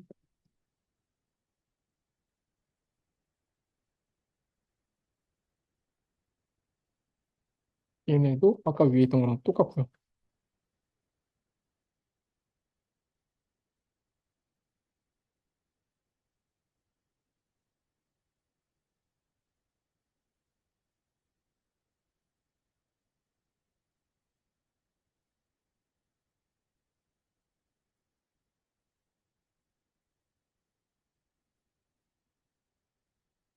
이거 플라이 오퍼레이션은 그러니까 여기서 틱을 안 하는 이유는 아까 로컬 인스트는 자기 자신이 만든 오퍼레이션이 있다면 어플라이 오퍼레이션은 리모트에서 오는 오퍼레이션들을 적용하는 거라서 얘네들은 로컬 문서에 틱을 올리지가 않아요.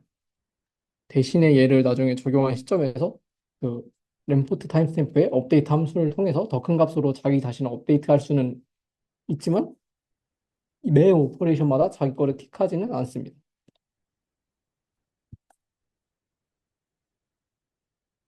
딜리트도 아까 했던 거랑 똑같아요. 얘는 완전히 해가지고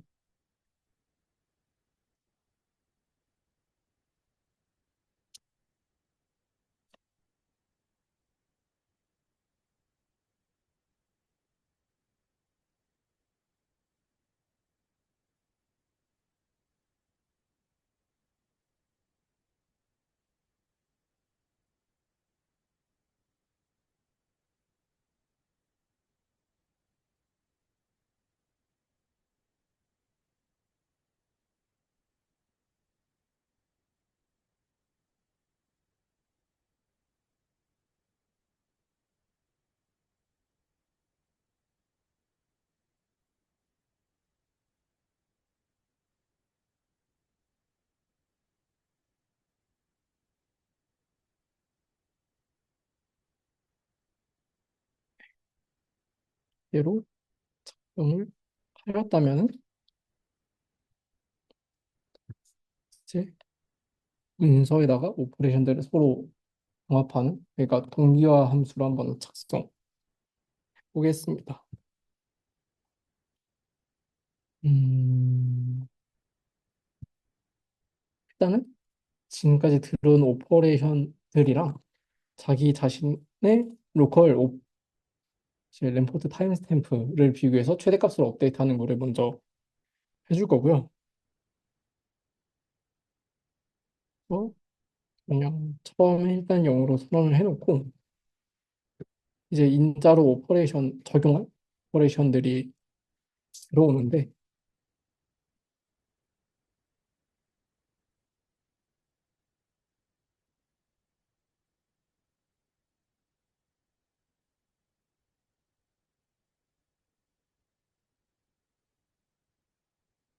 그냥 오퍼레이션들을 다 하나씩 호출하면서 이번에 들어온 오퍼레이션들 중에 현재 내 시간보다 큰 게 있나?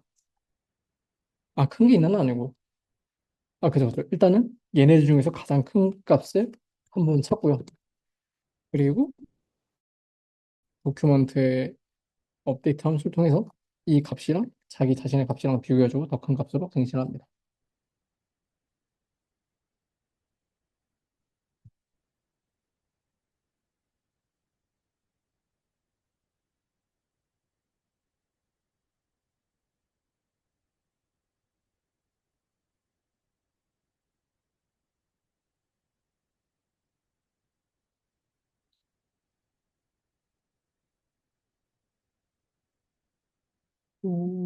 제가 지금까지 버퍼를 한 번도 안 썼는데 여기서는 버퍼를 이제 쓸 거고요.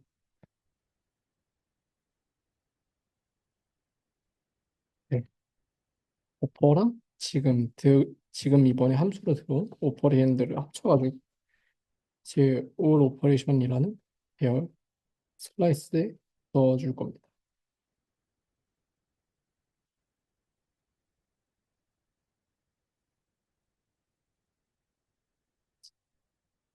한 슬라이스로 합친 다음에 기존의 버퍼는 초기화를 한번 해주고, 네, 그냥 비워주는 거죠.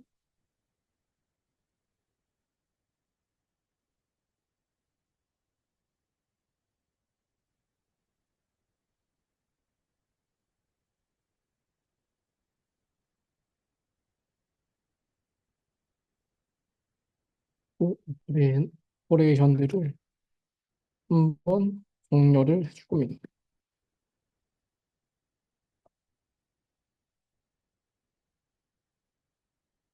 슬라이스의 소트라는 함수를 사용할 거고, 네,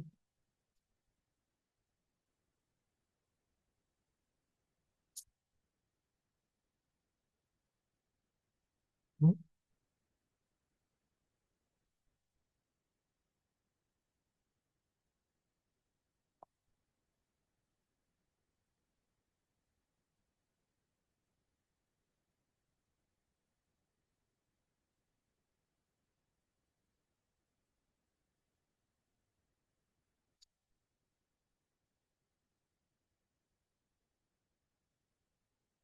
음,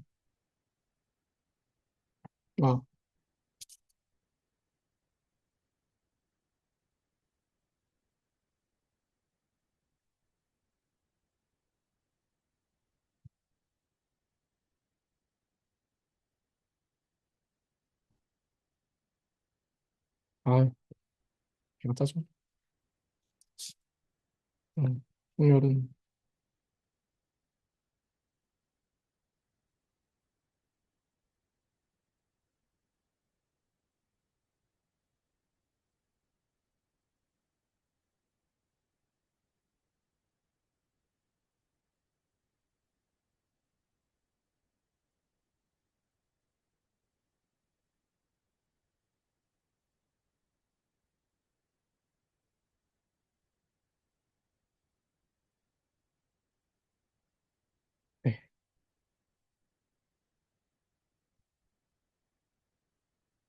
그냥 하나씩 다 돌면서 제일 작은 숫자부터 큰 애들로 정렬을 한번 해주고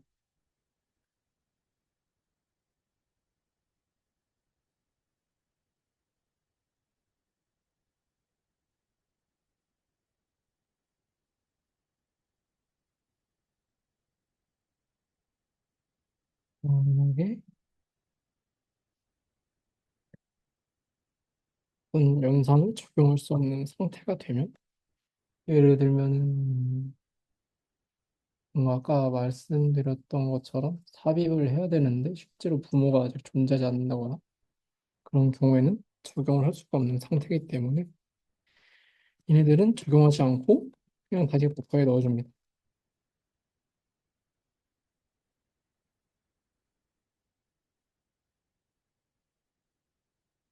그리고 저희가 방금 마지막에 구현했던 어플라이 오퍼레이션을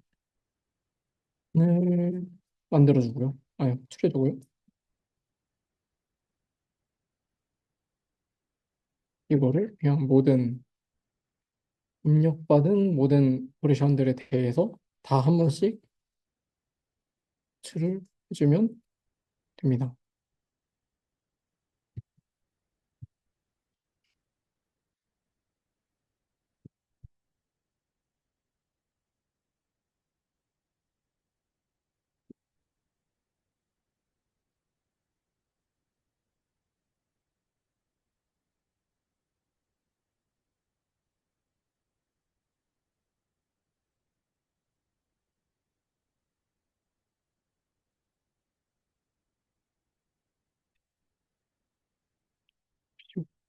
좀 간단한 거 딱 두 개가 남았는데 can 오퍼레이션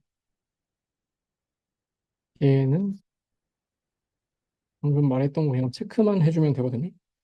만약에 오퍼레이션 타입이 인서트인데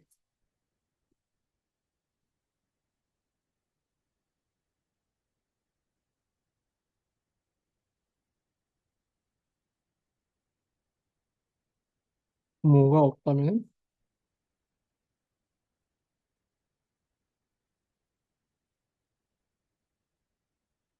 false를 반환하고 있으면 true를 반환하고요. 그 외에는 뭐 인서트 말고 딜리트 같은 경우는 그냥 true를 반환해주면 됩니다.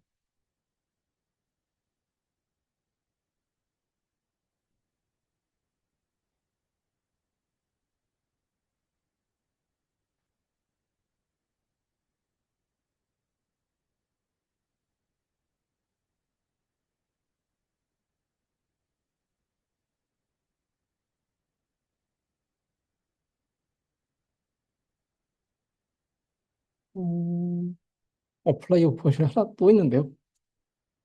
이게 고에서 이제 어떤 스트럭처의 프로퍼티나 혹은 함수 이름이 소문자로 시작하면 걔는 프라이빗이거든요.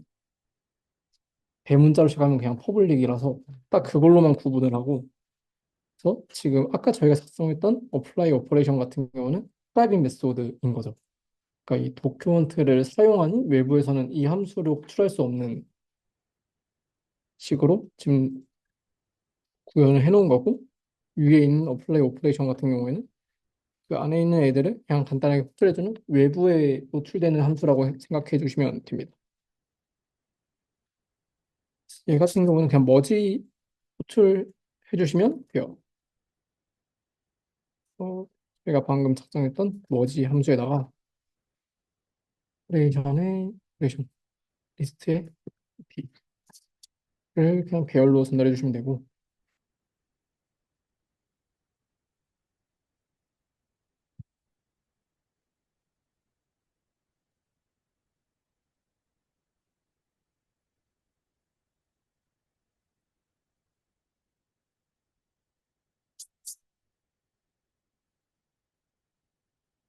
그다음에는 뭐지 이거?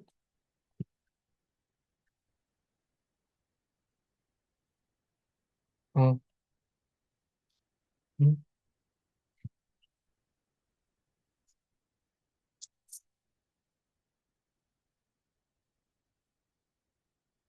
음, 혹시 이거 어플라이 오퍼레이션 맨 밑에 맨 마지막에 있는 거 프라이빗 펑션에서 리턴 니를 제가 아까 빼먹은 거 같거든요.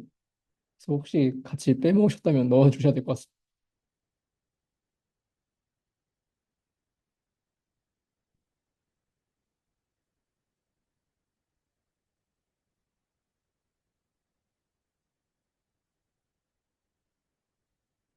음, 도큐먼트 테스트가 이제 헬퍼라는 애가 또 테스트 파일이 있는데 얘도 빌드 플래그를 안 빼주셨다면은 같이 빼주시고요.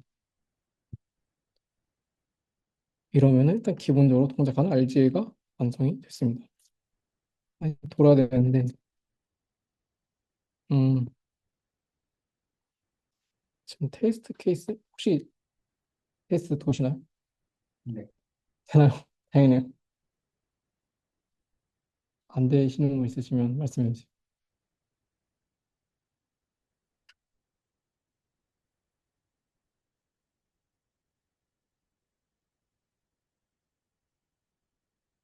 그럼 다 되는 것 같으니까.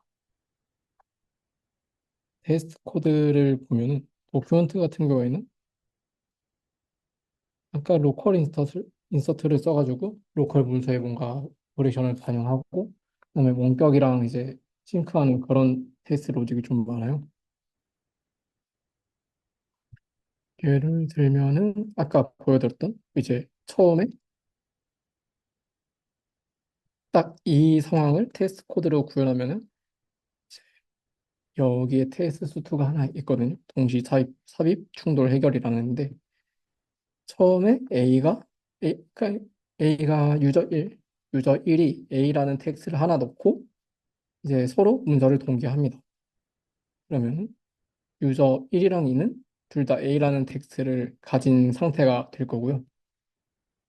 만약에 여기서 유저 1은 이제 A 뒤에다가 B를 넣고 유저 2는 A 뒤에다가 C를 넣습니다. 이렇게 한 다음에 서로 이제 어플라이 오퍼레이션을 통해서 문, 서로의 오퍼레이션을 다 반영하면은 이제 두 문서가 같은 상태로 수렴을 하게 될 거고요. 만약에 여기서 유저 1이 A 뒤에다가 D를 삽입한다고 해도 정상적으로 순서가 유지가 되어야 되기 때문에 위에 있던 텍스트에서 D만 사이에 들어간 형태로 둘이 똑같은 문서를 가지게 됩니다.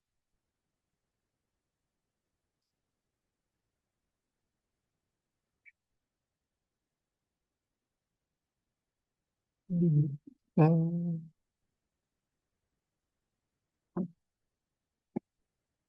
네.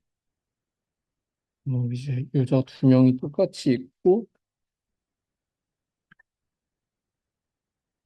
유저 A가 뭐 헬로라는 이제 문서를 작성한 다음에 유저 2도 동기화하고 그다음에 유저 1이 이제 대문자 2를 제거를 했을 때 제거를 하고 유저 B가 동기화를 받았을 때 둘이 또 똑같은 문서를 해야 되는 상황을 테스트를 한 거고요.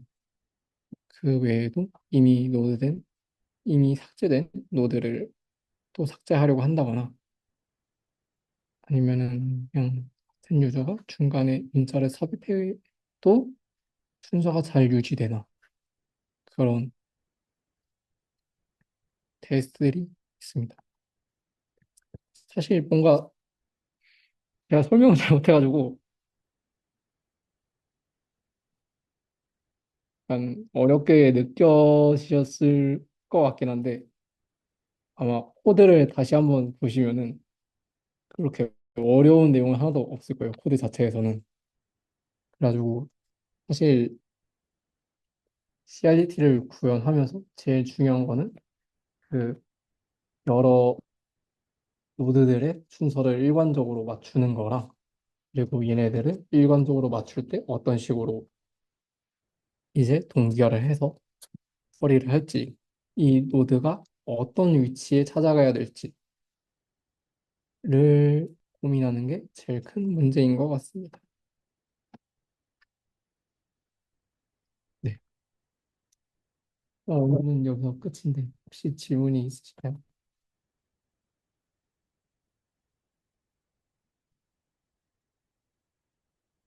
없죠? 알겠습니다. 고생하셨습니다.